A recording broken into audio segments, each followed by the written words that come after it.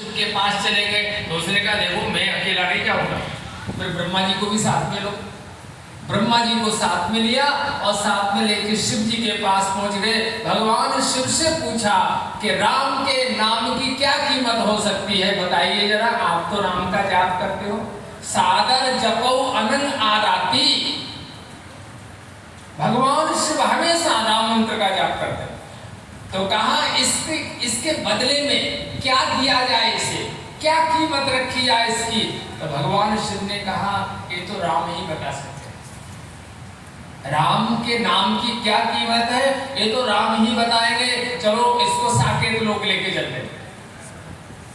तो वो कहा मैं अकेला नहीं जाऊंगा, इनको भी साथ में लोगे। महाराज धर्मराज जी, ब्रह्मा जी और भगवान शिव तीनों को साथ में ले लिया और पहुंच गया साकेत लोग। भगवान शिव भगवान राम का ध्यान करते हैं, बाहर निकल करके आए वो। तो भगवान शिव ने कहा प्रभु हम सारे चक्कर में पड़े हुए हैं, इसने एक बार राम का नाम लिया, एक बार। अब ये कहता है उसकी कीमत बता दो क्या होगी, तो मैं ले लूंगा फिर बाद में। अब वो कीमत क्या होनी चाहिए हमको तो किसी को पता ही नहीं है। तो उन्होंने कहा इसकी कीमत यही है, इसको मेरे अंदर डाल दो, मेरे अंदर भेज दो। और उन्होंने कहा कि कितनी कीमत हो सकती है जिस एक बार राम कहने से धर्मराज जी, ब्रह्मा जी, भगवान शिव तीनों के यहाँ चक्कर लगाता हुआ हमारे पास आ गया, और इससे बड़ी क्या कीमत होगी। इसलिए संतों ने कहा था बेचना नहीं।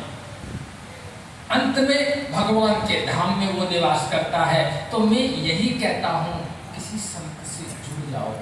अरे भोले भटके कभी तो मंत्र जाप कर लोगे, और यदि आपने कभी भी ले लिया इसमें कोई शक नहीं है कि भगवान का नाम भगवान के समान ही पावर रखता है। लेकिन हमें विश्वास नहीं है, या हम बदले में कुछ मांगते रहते हैं उनसे, कोई कामना है और वो कामनाएं पूरी करने में लगे रहते हैं, तो हम घाटे में रहते हैं। इसलिए हमने कहा कि भाई आप ये मत सोचो कि हम फिर लेंगे, नहीं आप। और हम आज सभी से कह रहे हैं कि कहीं ना कहीं किसी न किसी महापुरुष से जुड़िए। वर्तमान का जो समय है ये बड़ा ही भयानक है, बड़ा भयानक। कोई पता नहीं आज आपका बच्चा सही है, कल को सही रहेगा कि नहीं रहेगा, इसकी कोई गारंटी नहीं है। इसलिए कोशिश करो कि आप किसी संत से जुड़ो। तात स्वर्ग अपवर्ग सुख, सुंदरकांड का पाठ करते हो ना।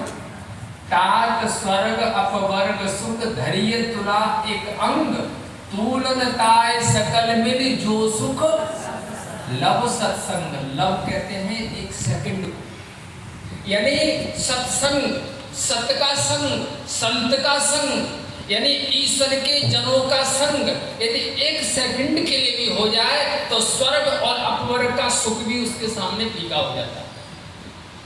इसलिए हम कहते हैं अपने बच्चों को जरूर ये संस्कार दे करके जाइए कि बेटे चलो हम तो देर से जुड़े, आप कहीं ना कहीं। और हम ये नहीं कहते कि आप हमसे जुड़ जाइए, लेकिन हम ये जरूर कहते हैं जो हरि के जन हों उनसे जुड़ जाओ।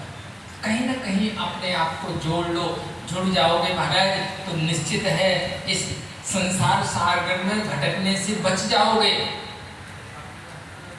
इसलिए मेरा ये सभी से कहना है, और मैं इतना ही कहूँगा क्योंकि आज हमने कुछ मंत्र सुनाया था।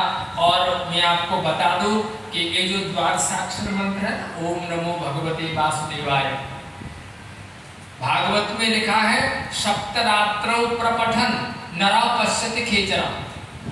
यदि कोई व्यक्ति, ये भागवत में लिखा है, 7 रात्रि इस मंत्र का जाप कर ले तो नरा पश्यति खेचरा, आकाश में विचरने वाले जो देवता लोग हैं उनके वो दर्शन करने लग जाता है। अब चूंकि कलयुग है, हमारी वो एकाग्रता नहीं है, तो हम इतना ही कहेंगे कि भगवान नारायण का ये मंत्र है और ध्रुव जी ने इस मंत्र का जाप किया था। नारद जी से दीक्षा लेकर के इस मंत्र का जाप किया। परिणाम में उनको 6 महीने में भगवान नारायण के दर्शन हुए। और ऐसा नहीं है कि आपको ये दुनियादारी छुड़ा देगा, छुड़ाएगा नहीं, आप जो चाहेंगे वो आपको मिलेगा। और एक बात मैं आपसे और कहता हुआ जा रहा हूँ कि आप जो है ना दर दर, आज आप उस मंदिर में जा रहे हो, कल को उस मंदिर में जा रहे हो, परसों किसी अलग देवता के पास, आप क्यों इतना भटक रहे हो? ये भटकना सिद्ध करता है आप किसी संत से नहीं जुड़े हुए।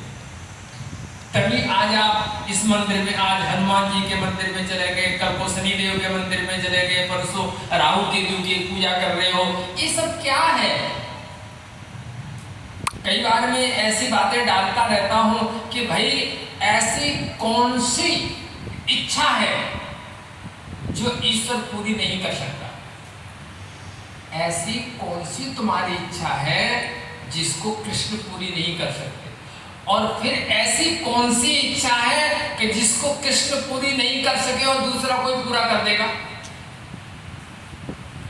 ऐसा कौन सा पावरफुल आदमी है कि जिसको कृष्ण नहीं दे सकते वो दूसरा दे देगा?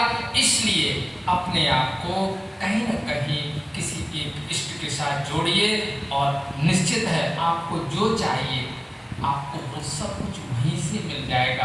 मूल स्रोत है परमात्मा, इसलिए इससे जुड़िए। दूसरी बात, ये श्रावण का महीना कल से प्रारंभ हो रहा है, तो जो भगवान शिव की उपासना करते हैं उनको भी मैं संकेत करके जा रहा हूँ कि पूरे 1 महीने तक भगवान शिव पर आप और कुछ न चढ़ा सके। यदि गंगा जल चढ़ा दें तो बहुत अच्छा है, गंगा जल नहीं है तो आप जल ही चढ़ाएं, ओम नमः शिवाय बोल करके जल चढ़ाएं, बेलपत्र चढ़ाएं, और हो सके किसी ब्राह्मण से भी आप अभिषेक करवा सकते हैं तो वो करवाएं। नहीं कर सकते हैं तो श्रावण के महीने भगवान शिव पर जल, बेलपत्र, फूल आदि अवश्य चढ़ाएं। और जब भी आप पूजा करने जाएं एक फल जरूर चढ़ा के आए, कोई भी एक फल जो अच्छा हो, मतलब ये ध्यान रखो खराब ना हो, चाहे वो आम हो, सेब हो, सबीज फल हो, संतरा है, अनार है, भगवान शिव को आप एक फल चढ़ाइए और श्रावण के महीने में विशेष रूप से भगवान शिव की आराधना करिए। अस्तु, इतना ही कहते हुए मैं अपनी वाणी को विराम देता हूँ। और अब आइए हम लोग आरती करेंगे और आरती के बाद में यहीं पर पीछे ही